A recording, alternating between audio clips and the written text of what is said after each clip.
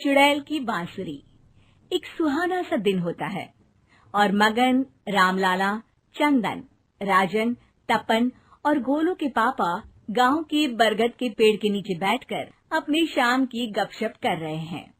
अरे रामलाला और चंदन, तुम्हारी फसल कैसी चल रही है इस साल? अरे बंधु क्या बताएं, बारिश ने तो परेशान कर रखा है। सही बात, बारिश की कमी ने दिमाग खराब कर दिया है। सरपंच गांव वालों के लिए एक खबर लेकर आता है। अच्छा मेरे गांव के भाइयों, सुनो जरा। हमारी सरकार ने किसानों के लिए शहर में एक सेमिनार का आयोजन किया है, जिसमें वो खेतों के बारे में और भी कुछ जानकारी देंगे। तो मुझे लगता है कि हमें वहां जाना चाहिए। सरपंच जी, मेरे खेतों में कीड़ों ने परेशान कर दिया है, उसके लिए कुछ जानकारी मिलेगी क्या? बिल्कुल, तुम्हारे खेतों के बारे में तुम्हें सारी जानकारी देंगे वो लोग। तुम तीनों को जाना चाहिए, बहुत फायदा होगा तुम्हें उससे। ये कहकर सरपंच वहाँ से चला जाता है और तीनों सोचते हैं कि वो शाम के वक्त मैदान पर मिलेंगे और वहीं से रवाना हो जाएंगे। तीनों दोस्त मैदान पर मिलते हैं और जैसे ही निकलना शुरू करते हैं तभी एक बांसुरी की आवाज सुनकर वो भी उसी ओर सम्मोहित स्थिति में चलना शुरू कर देते हैं। कुछ बच्चे हर बार की तरह अपना दोपहर का फुटबॉल का गेम खेल रहे हैं। पकड़ लिया, पकड़ के दिखा मुझे, इतना भी नहीं कर सकता। अच्छा, कितना भागेगा? आखिरकार तो मेरी पकड़ में आ ही जाएगा। हाँ, तुझे पता नहीं तपन, राजन कितनी तेज दौड़ लगा सकता है। खेलते खेलते अचानक से एक बांसुरी की मीठी आवाज सुनाई पड़ती है।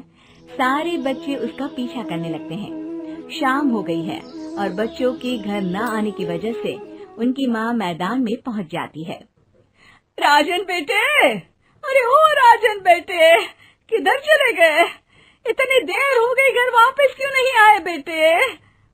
तपन बेटा, चलो घर, शाम हो गई है, कितना खेलोगे? और गोलू, ओ गोलू। तीनों की माँ एक दूसरे को देखने लगती है और उन्हें एहसास होता है कि उन तीनों के बेटे घर आए ही नहीं। अरे राजन और गोलू की मम्मी, आप इधर? राजन और गोलू घर नहीं आए क्या अभी तक? नहीं तो दोपहर में राजन मुझे बताकर गया था कि वो तपन और गोलू के साथ खेलने जा रहा है। मैंने सुना है कि गांव में एक चुड़ैल घूम रही है, कहीं वही तो नहीं ले गई ना हमारे बच्चों को? ऐसा कुछ नहीं हुआ होगा, हम तीनों अलग अलग जगह ढूंढते हैं, इधर ही खेल रहे होंगे तीनों बच्चे। ये कहकर तीनों बच्चों की माएं उन्हें ढूंढने निकल गई। बहुत देर हो गई और फिर भी तीनों बच्चे मिले नहीं। तीनों की माएं मैदान पर फिर से मिलती हैं। सुनिए जी, ये तीनों मिल ही नहीं रहे और मेरे दिमाग में बहुत बुरे बुरे ख्याल आ रहे हैं। अब चिंता मत कीजिए, हम सरपंच से जाकर बात करते हैं, वो हमारी मदद करेंगे। गोलू की माँ सही कह रही हो, चलो चलते हैं। एक उम्मीद की आशा लेकर तीनों अपने बेटों की फिक्र में सरपंच के घर जा पहुंचती है। सरपंच अपनी शाम की चाय पी रहे हैं और अखबार पढ़ रहे हैं।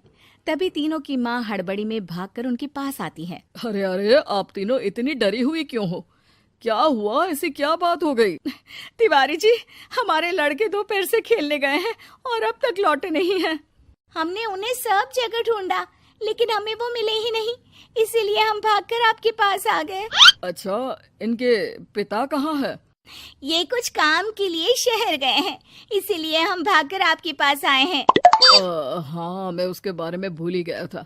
एक काम कीजिए, मुझे उस जगह लेकर चलिए जिधर वो आखिरी बार खेल रहे थे।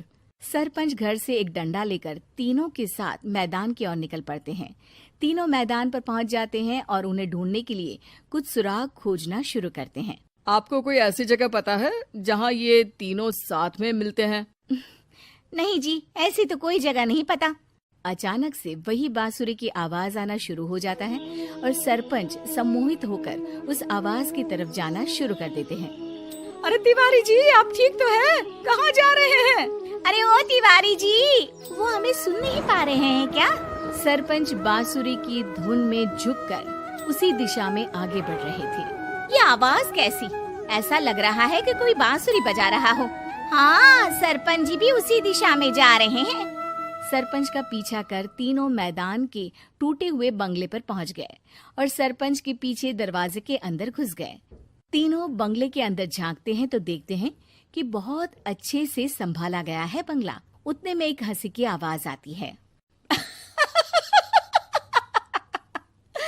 मेरी बांसुरी, तूने मुझे आज तक कभी तंग नहीं किया। हमेशा अपने जादू से लड़कों को खींच लाती है। ये बोलते ही राजन की माँ को तीनों बच्चे और उनके पिता वहाँ चुड़ैल के पास लेटे हुए दिखते हैं। अरे वो देखो गोलू के पापा। अरे रे। अरे गोलू की माँ, अब चुप रहिए ना जरा।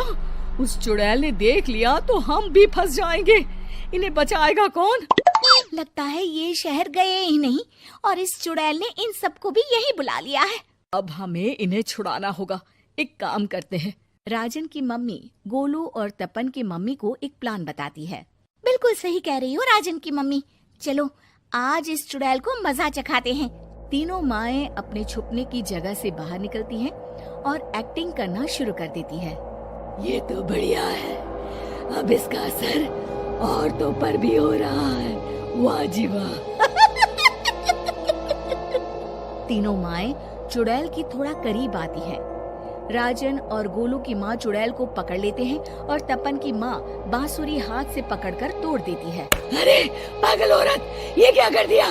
मेरी बांसुरी को तोड़ दिया। अब मेरी शक्तियाँ खत्म हो जाएगी।